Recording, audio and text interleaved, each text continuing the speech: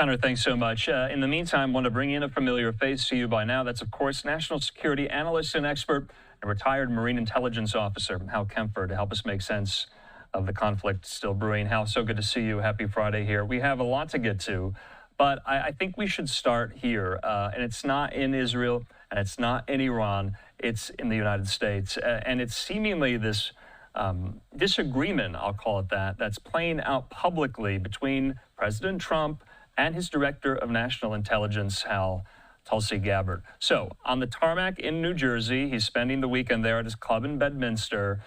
He was asked about some of those disagreements in the intelligence community on whether or not Iran was actually days away, weeks away from getting a nuclear bomb. Trump all this time has maintained the intelligence has said yes here, and this is what he responded with when asked that very question. Let's listen. What intelligence do you have that Iran is building a nuclear weapon? Your intelligence community has said they have no evidence that they are at this point. Well, then my intelligence community is wrong. Who in the intelligence community said that? Your director of national intelligence, Tulsi Gabbard. She's wrong. Mr. President, Okay, so you heard her say there, she's wrong. So Tulsi Gabbard, Hal, did respond on social media. We have the tweet here. She also posted a clip of her own confirmation hearing to become Director of National Intelligence. So we're going to play the video. She's using this video clip as a way to essentially say she and the president are on the same page here. So Tulsi responding this way, saying, quote, "The dishonest media is intentionally taking my testimony out of context." We have the tweet here saying this, and spreading fake news as a way to manufacture division. America has intelligence that Iran is at the point that it can produce a nuclear weapon within weeks to months if they decide to finalize the assembly. She says President Trump has been clear that can't happen, and I agree. So Gabbard saying that on social media, saying she and the president agree, blaming the dishonest media. She also posted this clip in this very tweet, like I said, from her confirmation hearing that is, in her words, Hal, being misconstrued by her critics. Let's listen. Iran continues to seek expansion of its influence in the Middle East, despite the degradation to its proxies and defenses during the Gaza conflict. Iran has developed and maintains ballistic missiles, cruise missiles, and UAVs, including systems capable of striking U.S. targets and allies in the region. Tehran has shown a willingness to use these weapons, including during a 2020 attack on U.S. forces in Iraq and in attacks against Israel in April and October 2024. Iran's cyber operations and capabilities also present a serious threat to U.S. networks and data. The IC continues to assess that Iran is not building a nuclear weapon, and Supreme Leader Khamenei has not authorized the nuclear weapons program that he suspended in 2003. The IC continues to monitor closely if Tehran decides to reauthorize its nuclear weapons program. In the past year, we've seen an erosion of a decades-long taboo in Iran on discussing nuclear weapons in public, likely emboldening nuclear weapons advocates within Iran's decision-making apparatus. Iran's enriched uranium stockpile is at its highest levels and is unprecedented for a state without nuclear weapons. Iran will likely continue efforts to counter Israel and press for U.S. military withdrawal from the region by aiding, arming, and helping to reconstitute its loose consortium of like-minded terrorists and militant actors, which it refers to as its axis of resistance. Although weakened, this collection of actors still presents a wide range of threats, including to Israel's population, U.S. forces deployed in Iraq and Syria, and to U.S. and international military and commercial shipping and transit. Okay, so that was on DNI Gabbard's account there, Hal. And I have to ask this, my first question. I know that was kind of a long-winded introduction, but the context is important. How does Tulsi Gabbard stay in this role when the president, 2 times in just the last week, has publicly disagreed with the person who is responsible for making sure he has real, credible, actionable intelligence in front of him each and every day in the presidential daily brief? How is that tenable, her position, after so much of this public disagreement? Hal? Well, Andrew, having been a senior intelligence officer, maintaining the rapport, the relationship, the confidence of whomever you're briefing every day is important. Now, my understanding is that President Trump may not be getting briefed every day. That's come up many times in many reports that he doesn't actually, he has the president's daily brief, but he's not a regular consumer on a daily basis of that brief. The one thing I will point out is it does show that there is he's certainly, said some things that certainly if you're the senior intelligence official for the president, you wouldn't want the president saying about you, certainly in public. But the other thing I'd point out is, there can be almost two things true here. You got to remember, her hearing was a couple months ago. A lot has happened, or actually 3 months ago. A lot has happened in the meantime, Yeah. and a lot has changed. And when they're saying months away, well, we are months away right now, and certainly Israel is coming in with a lot of intelligence. And I have to say, Israel's intelligence penetration of Iran is truly amazing in terms of how much they have. So there may be intelligence since then that kind of updates this. Now, I don't expect the DNI to come out and share highly sensitive intelligence on nuclear weapons in Iran with the public, but the president has to make decisions. He has to justify his decisions, and it has been known in the past that sometimes presidents will come out and say things based on intelligence, revealing some things that are in the intelligence that the intelligence community has not come out and said before. We haven't heard it framed in quite this way, but it may, the division may be bigger in the perception in the media than it is in reality. Okay. Although I'm not quite sure what their relationship is there, regardless. I mean, there might be a deeper problem. And certainly President Trump sometimes has issues with people that he's put in positions. And so I can't rule that out either. So I think it's worth highlighting and echoing this writer who writes for Commentary Magazine. His name is Seth Mandel. He said this, Hal, that about the posts that Gabbard published, saying Tulsi's testimony is entirely consistent with the Trump administration's current position.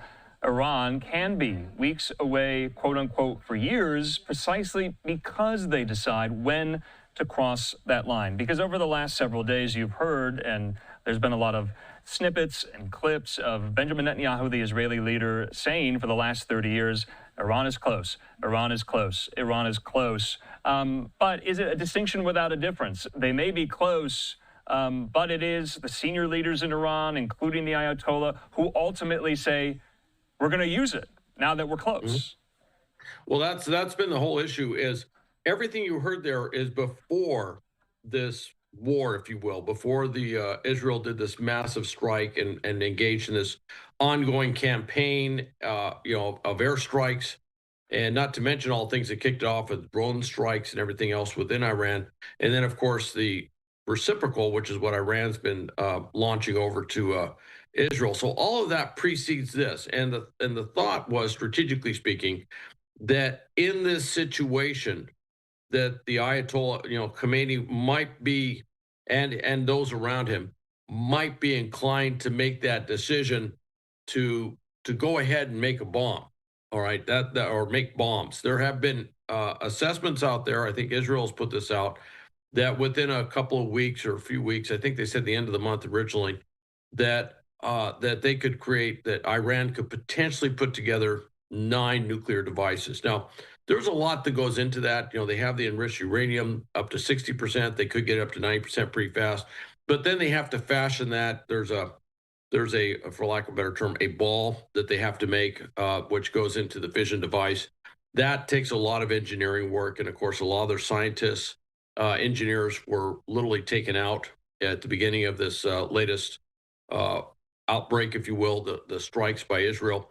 So there are questions there whether they could put it together that fast. But the thing that I think everyone has assessed, it's kind of baked in to the U.S. and Israeli assessment, is that Iran is not going to turn back, that everything else they're doing is kind of gamesmanship. And the parallels between what we're seeing now and what we're dealing with North Korea in the latter 90s are really sticking out in a lot of people's minds, which is, yeah, North Korea, said all these things and did all these maneuvers, and we kind of kicked the ball down the road. And now North Korea may have somewhere between 30 and 50 nuclear warheads and has completely changed the whole strategic math in the East Pacific.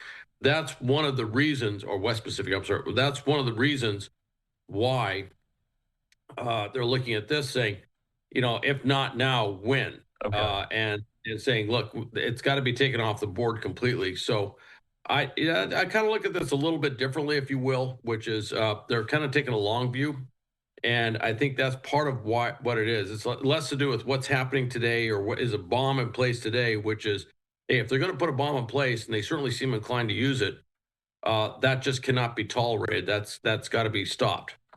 So, Hal, I want to talk about and follow up on the conversation we had yesterday about the bunker buster bombs that the U.S. could provide to Israel or use ourselves in striking this nuclear facility, the Fordow plant there. And I thought this was interesting because we had back and forth an exchange between Netanyahu and Trump indirectly.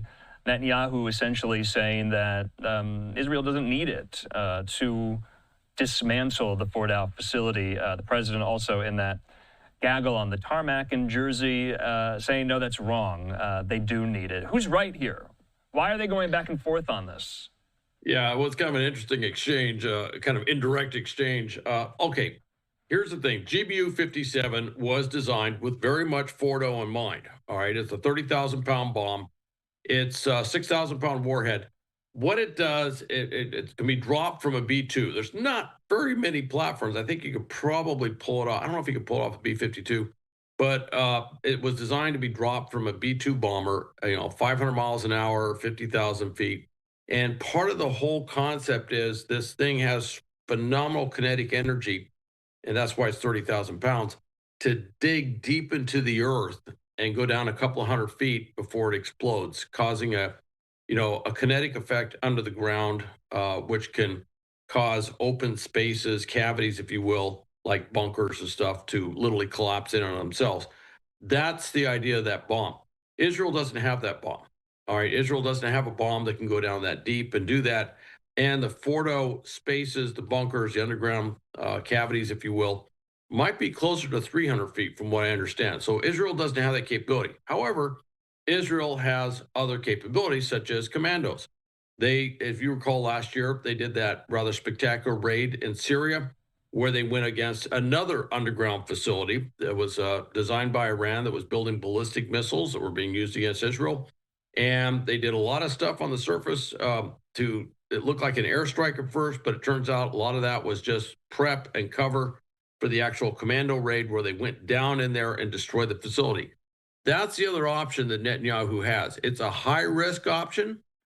And one thing I would say, though, is if I was going to do a high-risk option like that, putting commandos on the ground, boots on the ground, so to speak, one thing I would like to do is to see the local security force around the Fordow facility move away.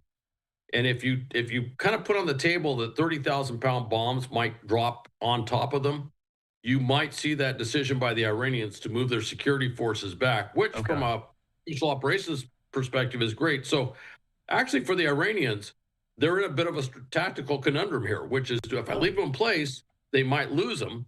And if I pull them back, the Israelis might pull off this operation. And from an Israeli perspective, that's exactly what you want the Iranians to be, is in that conundrum. So they do have options, but it's not perfect. By the way, I should mention real quick, there has been discussion, could the Israelis use their C-130s to drop something like this? Not the same flight characteristics, can't get the same kinetic stuff or kinetic impact. And it's not even clear that the Israelis even have that bomb. I don't think they do. So, yeah. I want to put this up because Lucas Helmanson noted this, that former CENTCOM commander, retired General Joseph Votel, told John Roberts on Fox this morning that when U.S. forces launch airstrikes, oftentimes they have to strike again, and added that would likely be the case with Fordow. So do you think there's this conventional wisdom forming right now that it's kind of a one-and-done trick with the bunker busters, or no? Or do people realize that you're going to have to use multiple or go back? What say you on that, Hal? Well, I would say for those of us who have been in the airstrike business, yeah, it's going to have to be more than one. That is a deeply buried bunker facility, if you will, underground facility. The other problem there is not only the reinforced bunker, but apparently the underground geophysics. There's a lot of hard rock that they have to deal with, which can absorb a lot of energy. Can also work in some other ways. I don't want to get all the physics on it, but there's a lot of issues that go with that, and a one and done doesn't sound like it would do it. I think you'd probably have multiple flights with multiple GBU 57s hitting it, and there actually has been some discussion hitting it, creating a massive crater, and then dropping one right at the bottom of the crater again in order to get a deeper effect until you're absolutely sure that you got down to the area where the bunkers are to destroy it. So you could see a series of strikes. In fact, you could see potentially a series of strikes over a series of days until they're absolutely sure they took out that bunker. Hal, just lastly, before I let you go, I want to just kind of take stock of U.S. assets and personnel in the region right now. And I think Jennifer Griffin there for Fox at the Pentagon has a great image. I'm going to read the tweet, and then we can take the image full. She says the U.S. Navy now has 5 guided missile destroyers in the Eastern Mediterranean. That's according to U.S. defense officials.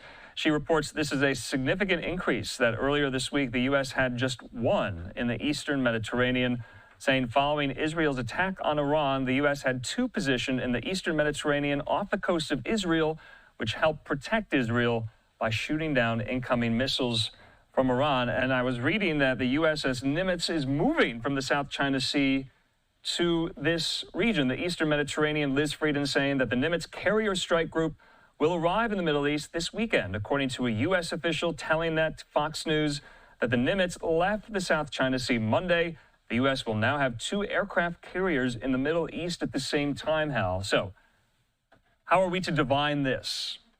Well, what you're seeing, and by the way, I should point out, when you say in the region, you're going to have 2 carrier task forces in generally south into the larger Indian Ocean area, if you will, south of Iran that can do strikes. There's also a 3rd aircraft carrier, and I noticed that wasn't mentioned, but there's a 3rd aircraft carrier supposed to be moving across the Atlantic, and it will be joining those ships in the Eastern Mediterranean. It will be sitting off the coast. Now, one of the reasons they have all those ships sitting off the coast of Israel is that Israel's air defense system, at least certain things like David's Sling, lesser extent the Iron Dome, but some of the higher range air defense systems that are used for these ballistic missiles, they're starting to run pretty low on inventory. So they're looking at augmenting that capability with the anticipation that if something happens, if we use our bombers to attack those sites, that there might be a real, onslaught of ballistic missiles coming out of Iran towards Israel. Of course, the other concern is that they will decide to target U.S. bases elsewhere in the Arab or Persian Gulf area. Okay. We have a very large presence there, and of course, all the countries there are real nervous about that. Sure. Obviously. So more air defense, more anti-missile capability, more anti-drone capability. It's just prudent to have all that stuff in place. All right. Hal Kempfer, we're going to leave it at that. We do hope you have a great weekend. Your insight has been just so helpful over the last 7 days. Hal, thanks. All right. Thank you, Andrew. Okay, in the meantime here, I hope you found that informative. We're going to be speaking on the conflict yet again at the bottom of this hour. It's a new hour. I'm Andrew Kraft. All right, let's take our first commercial break this hour. We've got a lot of live events coming up. We'll have a preview for you when we come back.